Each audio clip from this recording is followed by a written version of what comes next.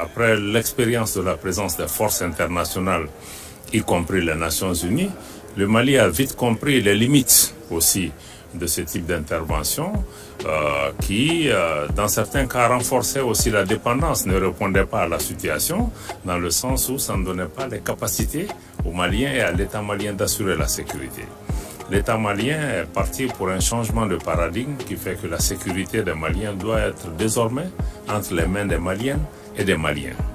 Et quelle est la situation de cette sécurité? Comment la décrivez-vous actuellement? Globalement, nous pensons que la sécurité s'améliore au niveau du Mali. Pendant la présence des forces internationales, le Mali ne contrôlait pas plus de 40% de son territoire national. Aujourd'hui, le Mali a le contrôle de l'ensemble de son territoire national. L'armée et les forces de défense et de sécurité ont reçu des capacités et des moyens importants, sont à l'offensive dans le cadre de la lutte contre le terrorisme. Beaucoup de succès ont été remportés. Plusieurs terroristes ont été neutralisés.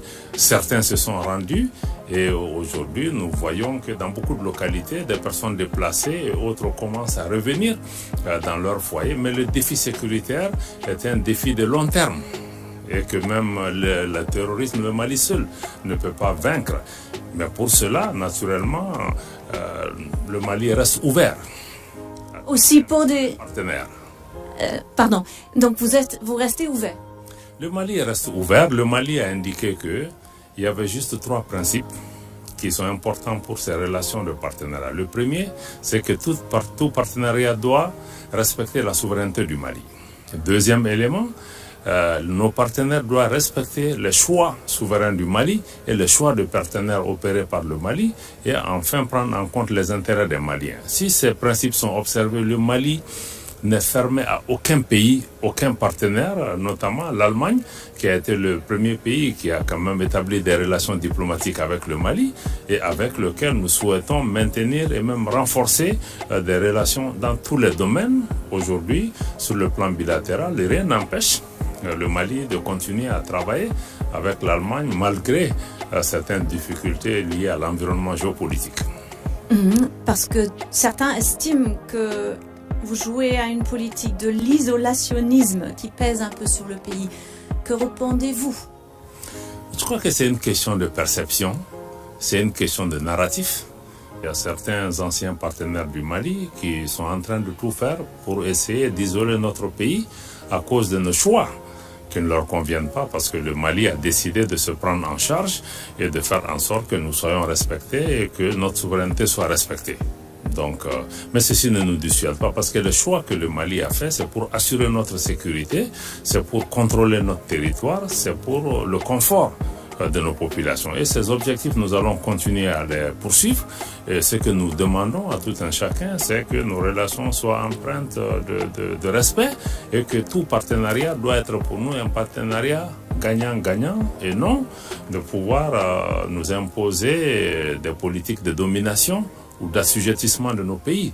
Et justement, ce sont ces politiques, nos choix, qui conduisent certains partenaires qui n'ont pas encore compris les changements qui s'opèrent en Afrique pour essayer de nous isoler. Mais comme je l'ai indiqué, nous ne le sommes pas. Nous avons créé la Confédération des États du Sahel avec le Burkina, le Niger. Nous travaillons avec des pays de la région, y compris en maintenant une discussion constructive avec la CEDEAO que nous avons quittée.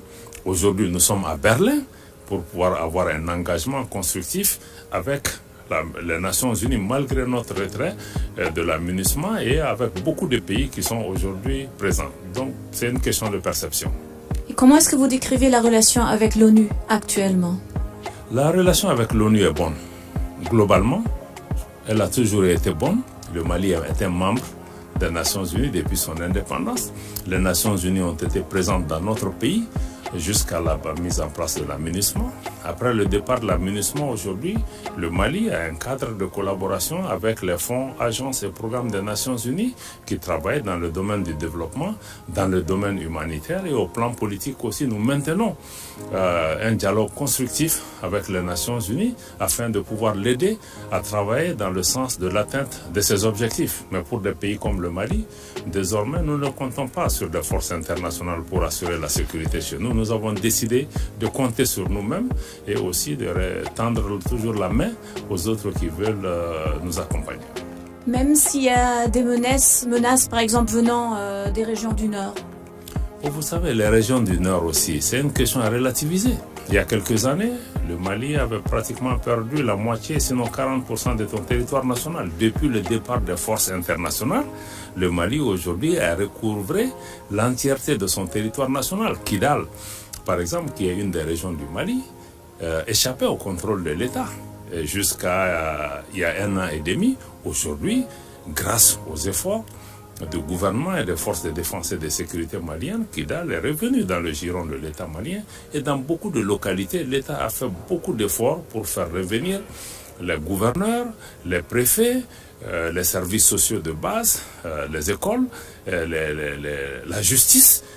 Donc ça demande beaucoup de moyens, mais il y a quand même des efforts conséquents au nord, et y compris aussi il y a un processus de réconciliation aussi qui est en cours à côté de l'effort militaire pour essayer de faire en sorte que nous puissions amener l'entente entre tous les Maliens.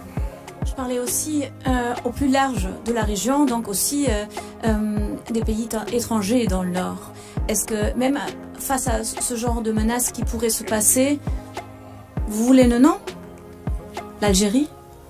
Bon, vous savez, l'Algérie est un pays voisin du Mali et nous travaillons avec tous nos voisins pour pouvoir assurer la paix et la stabilité. Ce que le Mali demande, c'est que nos voisins s'inscrivent dans une démarche constructive vis-à-vis de nos pays, qui cessent de s'ingérer dans les affaires intérieures du Mali, qu'ils cessent de soutenir des groupes terroristes comme des groupes séparatistes qui attaquent et déstabilisent notre pays. Le voisinage doit être basé sur le respect mutuel.